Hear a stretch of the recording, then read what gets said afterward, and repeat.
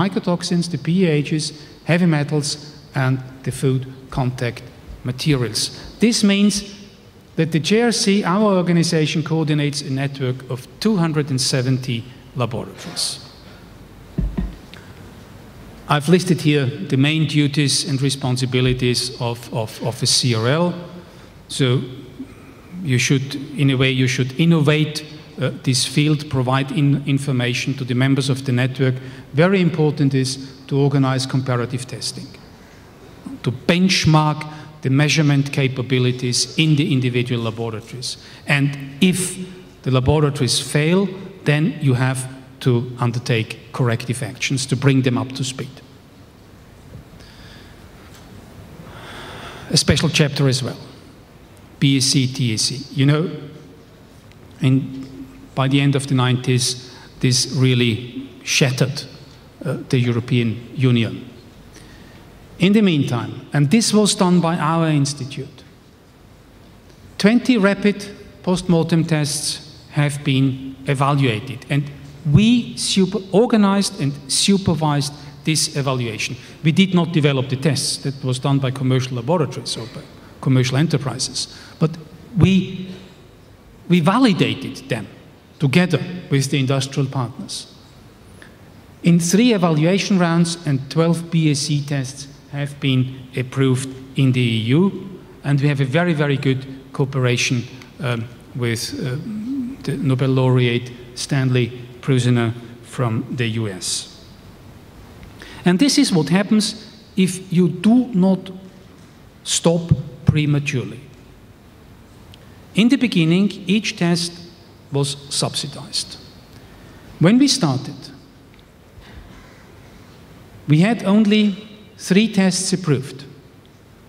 And the subsidy given per test was 20 euros. But we continued. Industry continued developing tests, we continued the testing, we continued the approval process. So over time, up to 2006, we had 12 BSc tests, with a lot of competition in the market, driving prices down.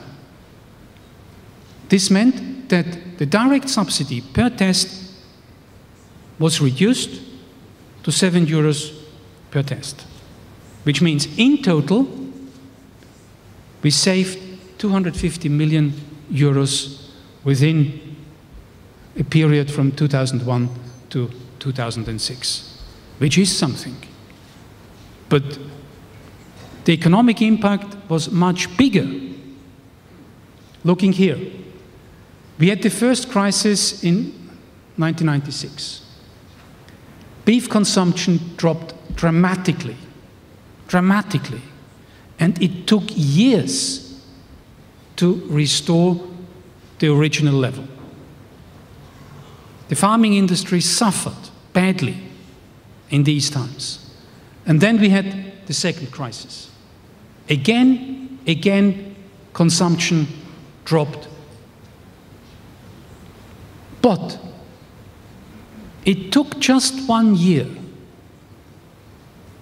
to restore the confidence of consumers in the safety of the beef supply, because all the approved tests were then available.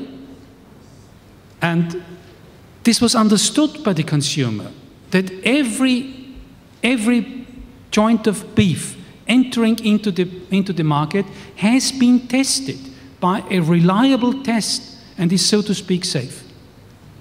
So it jumped immediately up from 6,700 to 7,500, whatever this is, tons or something like that. Which means that the economic impact was much, much bigger than the savings by simply cutting down the subsidies for the BSc tests. Now, our contributions to accreditation. We have a system which we call the IMEP program, International Measurement Evaluation Program, which runs now for 20 years. And it is the aim of this program to benchmark measurement capabilities on a global scale. And the results of IMEP are made available to the national accreditation bodies. so that they could then check whether a laboratory is capable of performing or whether corrective actions are needed. Well, you know this sketch pretty well. This is a measurement of cadmium in water. Probably not the most challenging task, but you see, here the green band, this green region, is the certified value plus its uncertainty. And here we see the reported values plus the self-reported uncertainty. And there is quite a population of laboratories which does not come close to the target value, and there is no overlap between the self-reported measurement uncertainty and the measurement uncertainty or the uncertainty of the target value. In total, 3,500 laboratories have participated since 1989. As I said, we run the program for nearly 20 years. And corrective actions have been taken.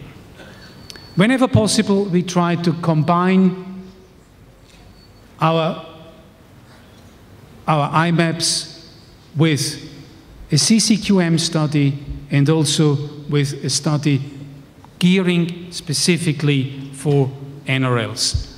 That was done, for example, for mercury in tuna fish. And here you see the different levels of competence going from the CCQM laboratories to the field laboratories. This brings me to the end of my presentation, and I'd like to summarize what we do. We contribute to metrology by carrying out metrology research and, very important, developing and distributing certified reference material as the prime way of distributing traceability. We contribute to standardization by injecting validated methods into standardization bodies. We contribute to accreditation by organizing large, very large interlaboratory comparisons on a global scale, give the data to the national accreditation bodies so that they can take actions. And I thank you very much for your patience.